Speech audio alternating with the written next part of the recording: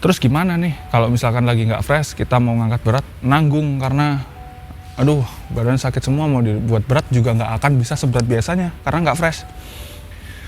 Nah caranya adalah dengan menggunakan pre-exhaust.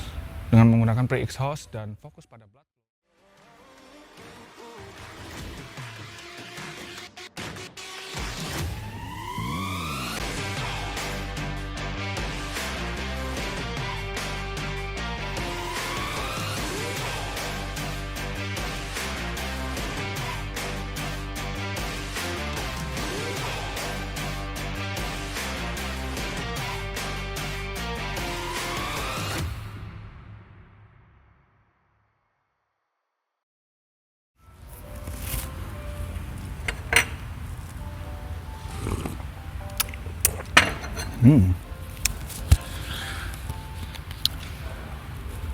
Selamat siang teman-teman semua, saya Akbar Gaus, saat ini lagi di Shangri-La Hotel, Majen Sungkono, Surabaya.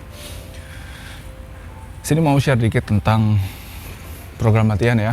Jadi gimana caranya kita bisa mendapatkan latihan yang bagus tanpa mengganggu recovery yang luar biasa. Karena banyak banget orang yang ngira saya latihannya berat-berat terus, padahal nggak sama sekali. Saya ngangkat berat itu paling cuma 1 set aja, dan itu pun jarang. Nah, sebelumnya kita definisiin dulu berat itu gimana sih. Berat itu kalau misalkan bebannya itu di bawah 5 reps. Karena standarnya kalau misalkan orang pada umumnya di gym itu target repetisinya sekitar 10 reps ya.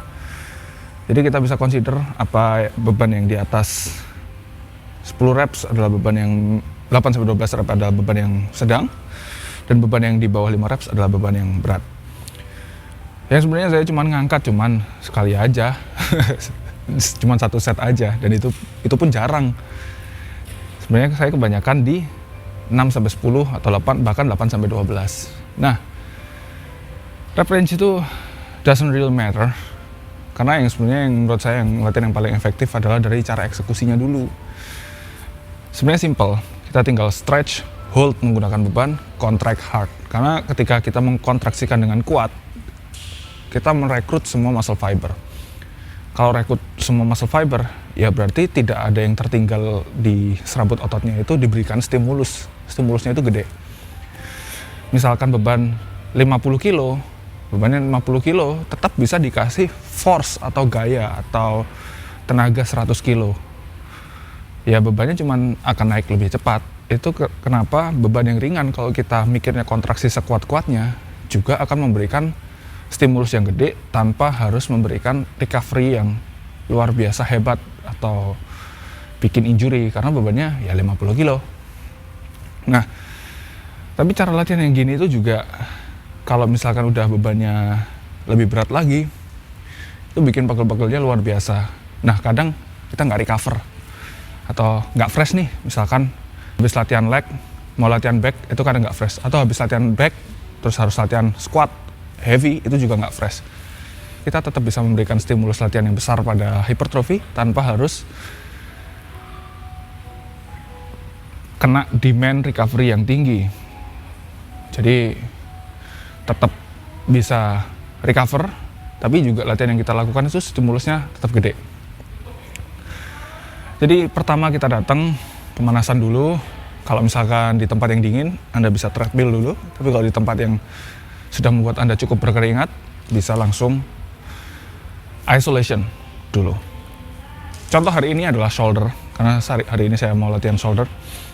Maka saya pertama shoulder lateral raise dulu, fokus ke blood flow.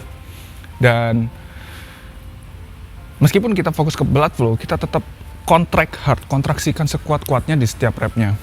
Nah, untuk lateral raise, cara untuk bisa kontraksi sekuat-kuatnya adalah dengan protraksi bahu, turunkan skapula atau bahunya, kemudian posisi tangan selalu pronasi, bawa agak lean forward ke depan dikit, bawa ke depan gini, dengan waist di curl gini, jadi semi-semi kayak upright row gitu. Nah, itu adalah posisi yang menurut saya paling kena untuk lateral head dari deltoid atau bahu samping, untuk bisa kontraksi kuat di posisi puncak, dibanding dengan misalkan lateral raise yang diputar seperti Teko yang sangat famous. Menurut saya peak contraction dari lateral raise yang diputar secara teko adalah di tendon dari rotator cuff atau tendon dari bahu, yang lama-kelamaan bisa bikin tergerus tendonnya, inflamasi, nyeri. Setelah dari lateral raise, kita pindah ke bahu belakang. Bahu belakang bisa menggunakan variasi dumbbell atau variasi cable. Kalau saya prefer cable, karena saat menggunakan cable, saat posisi net seperti ini, dia masih ada tekanannya. Jadi kita bisa stretch, hold, contract hard. Stretch, hold, contract hard. Tidak seperti dumbbell yang saat di bawah lean forward seperti ini tidak ada tekanan sama sekali. Tapi bukan berarti yang dumbbell exercise yang buruk ya. Both are still great exercise. Dan kita bisa menerapkan prinsip rest post training di latihan kita. Jadi ada pre-exhaust, ada rest post training. Sorry, saya lupa jelaskan. Pre-exhaust adalah kita melakukan isolation dulu, baru compound movement. Jadi lateral dulu, terus rear delt fly atau cable reverse flies dulu, baru shoulder press. Jadi ketika kita shoulder press, otot bahunya udah capek duluan. Jadi nggak perlu beban banyak untuk bisa memberikan stimulus latihan yang gede. Jadi demand recovery-nya lebih ringan, lebih rendah, tapi stimulus hipertrofinya tetap gede. Nah, baik lagi, rest post training nih. Rest post training, kita warm up dulu, kemudian pakai beban yang kita bisa angkat 10 kali, atau 15 kali, tergantung exercise-nya. 10 kali is ideal. Lateral raise 10 reps. Setelah 10 reps, kita lakukan lagi sampai 30 repetisi dengan istirahat antar setnya sekitar 15 sampai 45 detik. Umumnya 30 detik. Kalau misalkan bisa bisa diangkat lebih dari 5 repetisi, berarti istirahat kita kelamaan. Tapi kalau misalkan nggak bisa ngangkat 3 repetisi, berarti istirahatnya kecepatan. Istirahat 30 detik, shred 10, shred 5, shred 3, gitu terus sampai 30. Lanjut ke reverse fly. Reverse fly juga sama, rest post training juga. Lanjut lagi ke dumbbell shoulder press. Sama, rest post training juga. Dengan metode latihan seperti ini, recovery demand-nya lebih dikit, tapi stimulus hipertrofinya gede. Habis shoulder high incline dumbbell shoulder press. BTW, saya memilih high incline dumbbell shoulder press karena lagi populer dan emang bagus banget buat bahu depan dibandingkan yang vertikal. Dengan ada high incline, kita bisa lebih contract, bahu depannya lebih gampang dibandingkan dengan overhead lurus gini, itu lebih ke sendi. Nggak nyaman, kalau nggak kena tricep, kena sendi. Coba aja high incline shoulder press, pasti lebih kerasa di bahu depan. Dan lebih nyaman juga. Setelah selesai shoulder press, oh ya, yang penting kita harus tetap stretch, hold, contract hard ya, waktu semua exercise. Dan setelah melakukan shoulder press, sebenarnya kita udah selesai melakukan latihan bahu.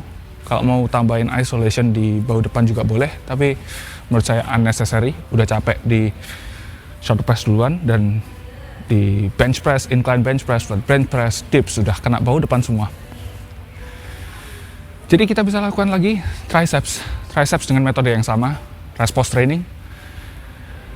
Kita pilih 2 exercise. Yang pertama fokus pada saat dia memendek, yang kedua fokus saat dia memanjang. Yang pertama fokus saat memendek itu biasanya seperti cable tricep push down, and then straight bar tricep push down.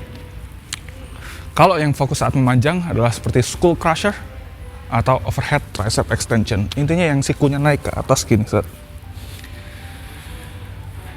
Semua dilakukan rest post training, dan nanti rasain sendiri, kayak capeknya itu capek ngos-ngosan sekalian kardio, pumpnya dapat banget, tapi besoknya nggak terlalu pegel-pegel. Jadi next workout kita sudah bisa ready untuk lift heavy lagi.